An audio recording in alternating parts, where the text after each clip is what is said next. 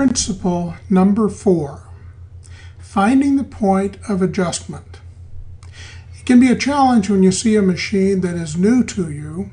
You may even feel threatened. But relax and remember it's just a machine.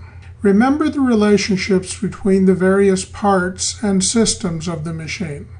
Think through the operation of the machine in terms of what it is supposed to do and how it does it.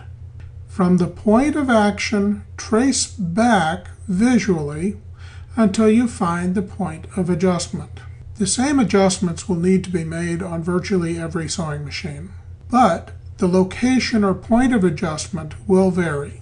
Here are a few basic tips.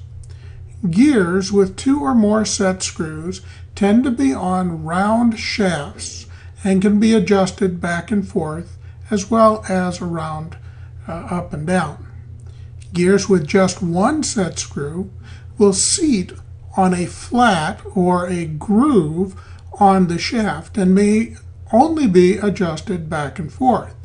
Number 2, eccentrics are secured with nuts or set screws. Loosen the security device, adjust right to tight, left to loose, and retighten. Number 3, slides, cams, levers, fingers, and other parts are secured with set screws.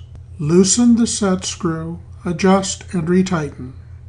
Number 4, belts are adjusted for tension with a tensioner or guide, and in some cases use set screws for adjustment.